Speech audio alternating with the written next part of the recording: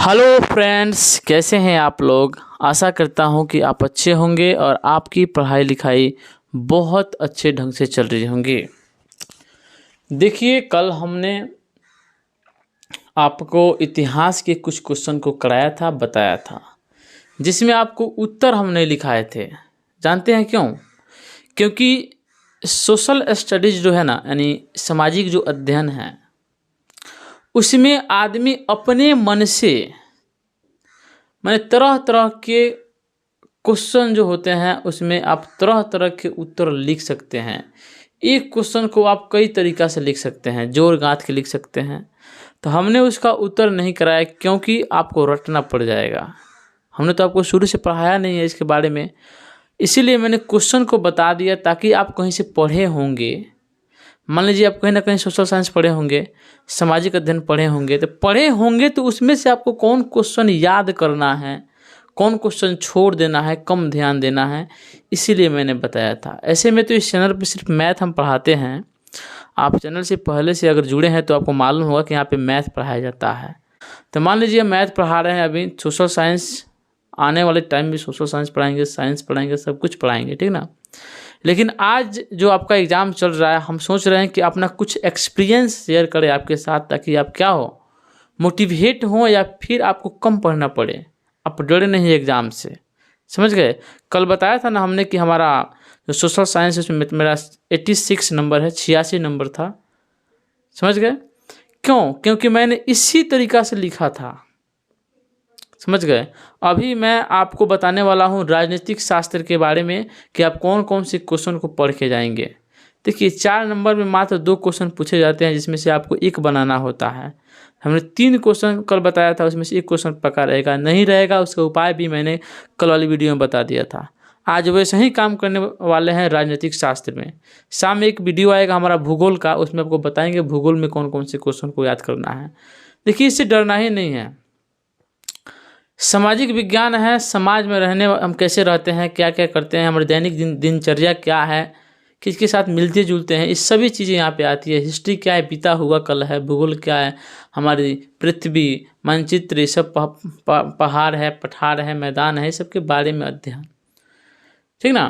तो आज देखिए बता रहे हैं, इसमें से आपको जो है ना, देखिए बहुत मेहनत लगता है बनाने में, समझ गए? ऐसे ही नहीं बन जाता है, लेकिन आप एक लाइक तक नहीं करते। चलिए खैर, जो मेरा काम है मैं कर रहा हूँ, जो आपका काम है वो कर रहे हैं, ठीक है। लेकिन अगर आपको अच्छा लगता है तो प्लीज़ एक लाइक तो ज़रूर कर दीजिए यार।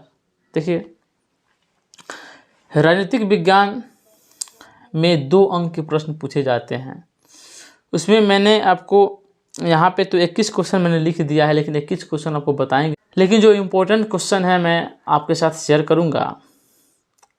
पहला क्वेश्चन आपके एग्जाम में पूछ रहा है,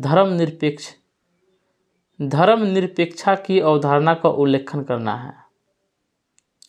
यानी इस क्वेश्चन को आप जा करके अपने फेयर कॉपी से, मन करे तो फेयर कॉपी से, या किसी किताब से, या फिर एमबीडी से, जहाँ से मन करे वहाँ से आप इसको याद कर लीजिएगा, ठीक ना। क्योंकि मैं लिखा दूंगा तो आप उसी पे रटने लगेगा, पिछला जो आप पढ़े हैं उसको भूल जाइएगा।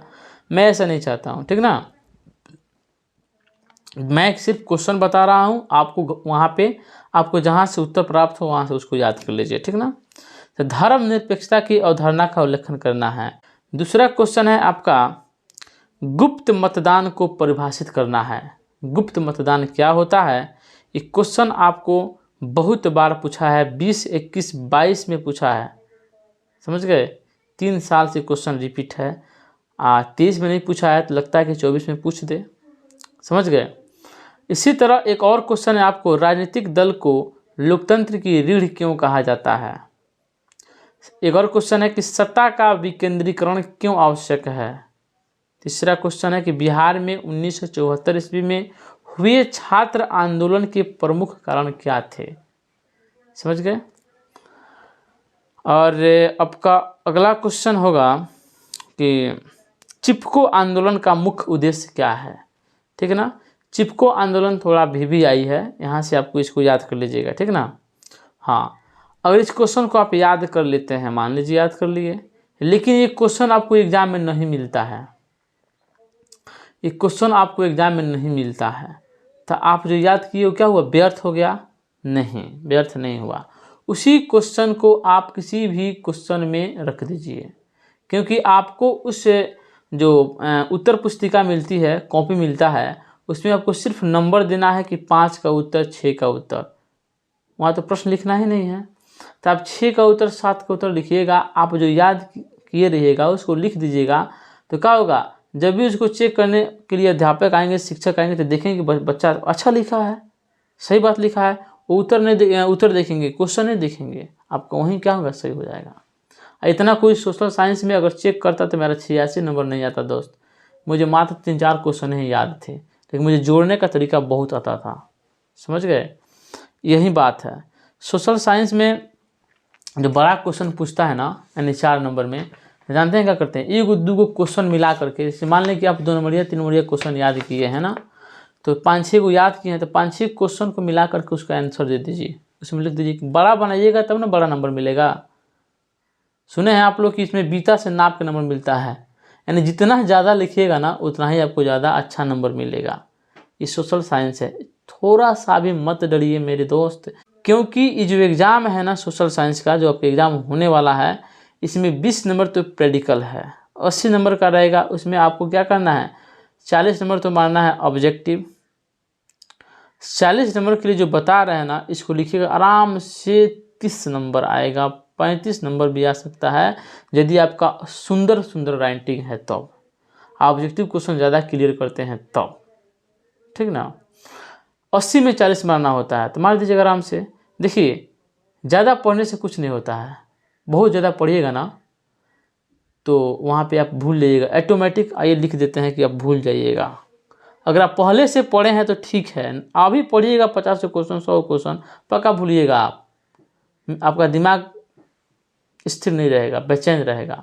इसलिए जो बोलते हैं उसको याद कर लीजिए, और उसको याद करके तब जाइए। अब देखिए 5 नंबर में आपका क्या, 4 नंबर में क्या क्या क्वेश्चन पूछता है, ये क्वेश्चन पक्का पूछने वाला है आपके एग्जाम में, ठीक ना, कि लोकतंत्र की सफलता के लिए उत्तरदायी कारक क्या है। ये क्वेश्चन बहुत बहुत इंपॉर्टेंट है कि लोकतंत्र की सफलता के लिए उत्तरदायी कारक क्या है, इसको याद कर लीजिएगा। अगला क्वेश्चन है कि ग्राम पंचायत के संगठन और कार्यों को विस्तार से बताना है। एक क्वेश्चन जो है 2 क्वेश्चन बताएंगे, एक क्वेश्चन काफ़ी इंपॉर्टेंट है। अगर चाहिएगा तो एक और क्वेश्चन आप लिख सकते हैं कि जीवन के विभिन्न पहलुओं का उल्लेख करें जिसमें भारत में स्त्रियों के साथ भेदभाव है या वे कमज़ोर स्थिति में है, इसके बारे में बताना है। अगर ये क्वेश्चन पूछता है तो आपको याद करने की कोई ज़रूरत नहीं है, आप इस पर जोड़ कर लिख सकते हैं कि स्त्रियों के बारे में, स्त्रियों के लिए क्यों लोग भेदभाव करते हैं, वो स्त्रियों को लोग कमज़ोर क्यों मानते हैं, ये आप आराम से लिख सकते हैं, ठीक ना। सोशल स्टडीज़ जो है ना, अपने मन की अंदर की बात को लिखना होता है, आप जोड़ के कहीं से मिला के आराम से लिख सकते हैं, इसमें कोई परेशान होने की कोई बात नहीं, इसमें कोई बच्चा आज तक फेल नहीं हुआ है और नहीं होगा, ठीक है। लेकिन हाँ, ये जो नंबर मिलता है ना आपको सबसे सुंदर उच्चतम श्रेणी यानी फर्स्ट डिवीज़न पहुंचाने के लिए ये होता है। मान लीजिए कि इसमें खूब बढ़िया लिख दिए, कहीं से बना के बड़ा बड़ा लिख दिए, तो क्या होगा, नंबर ज़्यादा मिलेगा। और नंबर ज़्यादा मिल गया, मान लीजिए 80-85 मिल गया, तो आप जाइएगा, आपका मान लीजिए मैथ में 40 से 50 है, तो इसमें का नंबर जुट के उसको भी फर्स्ट डिवीज़न करा देगा, वो 60 पुका देगा। तो वही नंबर ही मैनेज वाला यहाँ से नंबर मिलता है कि आप किसी विषय को मैनेज कर सकते हैं, ठीक है। शाम को इंतज़ार कीजिए, हम लेकर आ रहे हैं आपका भूगोल का क्वेश्चन, कौन क्वेश्चन भूगोल में याद करना है। एक और बात आप ध्यान से सुनिए, देखिए आपके पास जो साथी बैठा है ना, उससे क्या कहिए कि इसमें 4 विषय है, फ़ोन नंबर तो आप ले लिए होंगे, तो क्या कहिए कि देखो तुमको कल क्या करना है, तुम भूगोल पढ़ के आना और मैं इतिहास पढ़ के आऊँगा, तुम मुझको बता देना, मैं तुमको बता दूँगा। इससे दुख क्या होता है, क्लियर हो जाता है। ऐसे भी हम लोगों ने किया था उस समय, ठीक ना। चलिए चलते हैं, कल फिर मिलेंगे, कल नहीं शाम को मिलेंगे अगले वीडियो के साथ। तब तक जाइए, इसको पढ़िए आराम से, ठीक है। जय हिंद, जय भारत।